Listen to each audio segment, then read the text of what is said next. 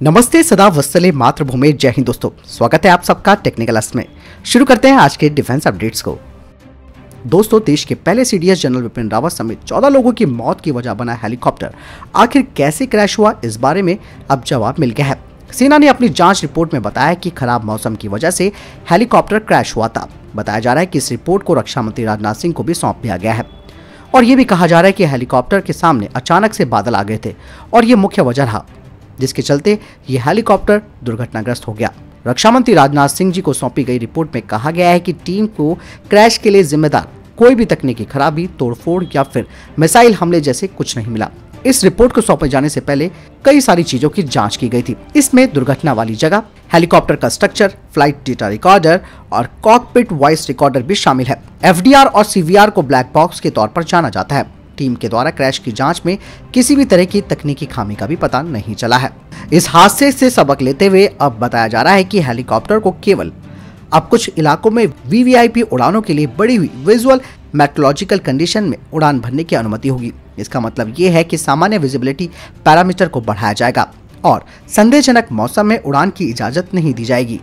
यात्रा के किसी अन्य विकल्पों की तरफ भी देखा जाएगा। हालांकि इस तरीके के कदम वर्तमान में भी उठाए जाते हैं। साथ ही ये भी कहा जा रहा है कि एयर रूट को अब सड़क के किनारे बनाया जाए ताकि जरूरत पड़ने पर सड़क पर इमरजेंसी लैंडिंग की जा सके।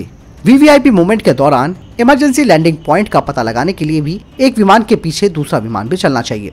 हालांकि दोस्तों, हादसा तो बहुत दर्दनाक रहा, लेकिन जांच रिपोर्ट में बात सामने आ गई है कि किसी भी तरीके का कोई एक्सटर्नल या फिर इंटरनल फेलियर नहीं था।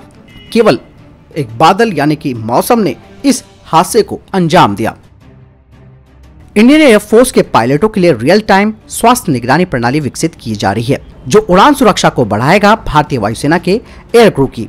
इसके अलावा एयर क्रू के लिए एक रियल टाइम स्वास्थ्य निगरानी प्रणाली भी विकसित की जा रही है, जो उड़ान के दौरान पायलट के फिटनेस स्तर का लगातार आकलन करेगी और किसी भी असमानता के बारे में चेतावनी को रिले करेगी।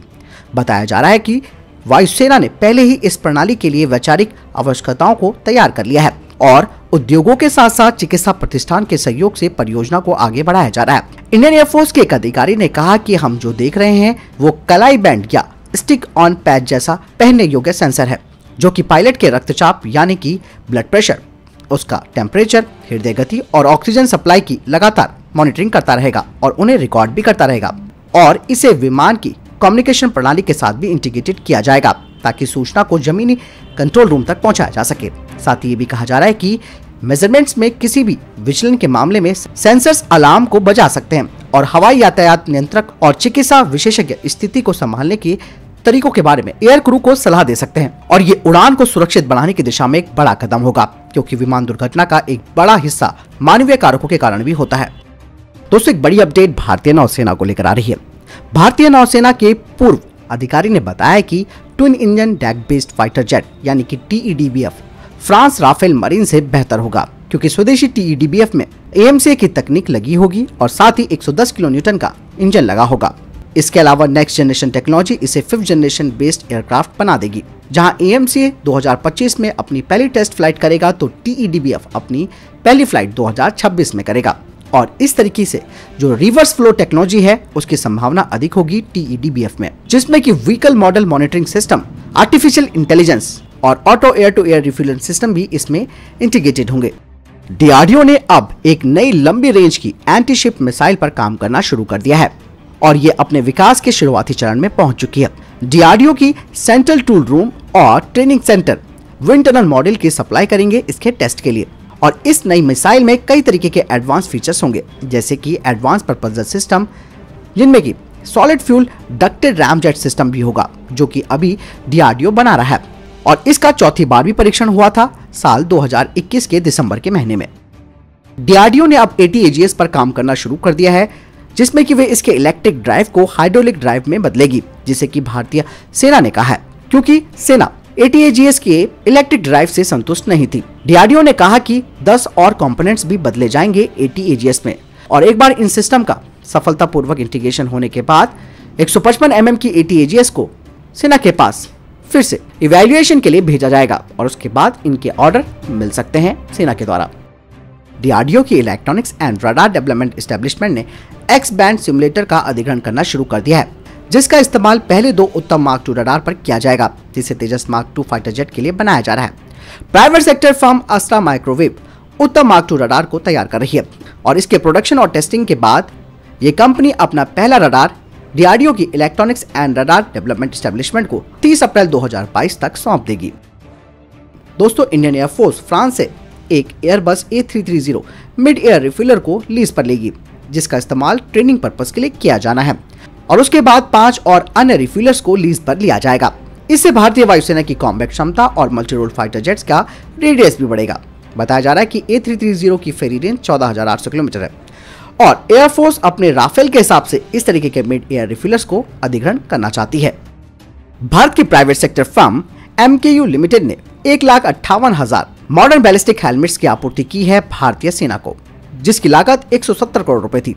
मुकुट बैलिस्टिक हेलमेट एक लाइट वेट हेलमेट है जो बैलिस्टिक प्रोटेक्शन के साथ आता है और इसमें कई तरीके के डिवाइसेस को माउंट किया जा सकता है, जैसे कि नाइट विजन डिवाइसेस, कैमरा और कम्युनिकेशन हेडसेट्स आदि को। टर्किश ड्रोन फर्म निर्माता ज़ायक्रोन पूरी तरह से तैयार है भारत में अपने पार्टनर DCM श्रीराम इंडस्ट्री को अपना पहला ZCQM ड्रोन को देने के लिए।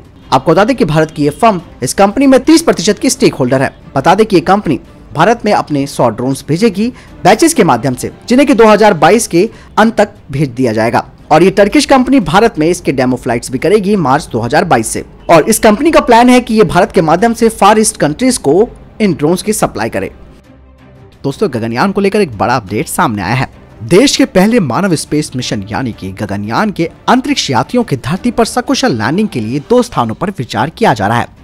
इस स्पेस मिशन से जुड़े अधिकारियों ने कहा है कि अंतरिक्ष में 1 सप्ताह बिताने के बाद गगनयान धरती पर लौटेगा। ह्यूमन स्पेस फ्लाइट सेंटर के निदेशक डॉक्टर उन्नीकृष्णन नायर ने कहा कि 2023 में जब गगनयान धरती पर लैंड करेगा तो अरब सागर इसकी पहली प्राथमिकता होगी। हालांकि बैकअप प्लान के लिए बंगाल की खाड़ी पर भी विचार किया जा रहा है। डॉक्टर उन्नीकृष्णन ने लिखा है कि अगर अरब सागर वाले विकल्प पर किसी तरीके की दिक्कत होती है तो दूसरे विकल्प के तौर पर बंगाल की खाड़ी में भी गगनयान उतर सकता है। इसरो गगनयान में 2 से 3 अंतरिक्ष यात्रियों को भेजने का फैसला कर चुका है। 2023 में गगनयान के अंतरिक्ष यात्री 1 सप्ताह तक अंतरिक्ष में समय बिताने के बाद धरती पर आएंगे। इसरो ने क्रू सदस्यों को गहरे समुद्र में 48 घंटे तक सुरक्षित रखने के लिए खास लाइफ सपोर्ट किट भी तैयार की है। अभियान पूरा करने के बाद क्रू मॉड्यूल को भारतीय तट के पास अरब सागर में उतारा जाएगा। क्योंकि ये अपेक्षाकृत शांत है, इसीलिए ये इसके लिए पहली पसंद है। बेंगलुरु स्थित इसरो में ह्यूमन स्पेस फ्लाइट सेंटर के निदेशक ने कहा कि गगनयान ऑर्बिटल मॉड्यूल धरती की कक्षा में 7,800 मीटर प्रति सेकंड के वेग से चलेगा। गगनयान ऑर्बिटल मॉड्यूल के 2 हिस्से हैं, पहला क्रू मॉड्यूल और दूसरा सर्विस मॉड्यूल। इसे थर्मल प्रोजेक्शन सिस्टम तकनीक पर डिजाइन किया गया है, यानी मॉड्यूल में दोहरी दीवार प्रणाली है ताकि किसी भी तापमान पर मॉड्यूल के अंदर अंतरिक्ष यात्रियों को किसी तरीके का नुकसान ना हो। दोहरी दीवार प्रणाली के तहत उड़ान के दौरान तीव्र एरोडायनेमिक हीटिंग से बचने के लिए इसमें थर्मल प्रोटेक्शन सिस्टम लगा है। इस मॉड्यूल का वजन करीबन 8,000 किलोग्राम है। इस मॉड्यूल को GSLV Mk3 व्हीकल से रवाना किया जाएगा। गगनयान के लिए 4 सदस्यों का चयन किया गया है, जिन्होंने 15 महीने तक रूस में स्पेस फ्लाइट ट्रेनिंग लिया है और अब ये सदस्य बाकी का प्रशिक्षण बेंगलुरु में प्राप्त कर रहे हैं। देश के पहले मानव मिशन गगनयान को सकुशल पूरा करने के लिए रवाना होने वाले 4 अंतरिक्ष यात्रियों को धरती पर रहते हुए अंतरिक्ष में जीने के तौर तरीके सिखाए जाएंगे। उन्हें रवानगी की सावधानियां, अंतरिक्ष में गुरुत्वाकर्षण के बिना रहना, वहां के विषम तापमान को सहना और वापसी में बचाव के गुर सिखाए जाएंगे। गगनयान के अंतरिक्ष यात्रियों की बचाव प्रणाली के प्रदर्शन की जांच करने के लिए परीक्षण उड़ान और गगनयान का पहला मानव रहित अभियान इस साल की दूसरी छमाही की शुरुआत में निर्धारित किया गया है। तो दोस्तों, गगनयान के लिए एक बड़ी खबर कि कहां पर वो लैंड करेगा। आपको क्या लगता है कमेंट सेक्शन में लिखकर जरूर बताएं। तो दोस्तों, ये थे टॉप डिफेंस और स्पेस अपडेट। वीडियो के संबंध में कोई प्रश्न जवाब या आपका कोई सवाल है कमेंट सेक्शन में लिखकर जरूर पूछ सकते हैं। मिलता है वीडियो के साथ, चैनल सब्सक्राइब करना ना भूलिएगा और पेज को फॉलो जरूर कीजिएगा। जय हिंद, वंदे मातरम।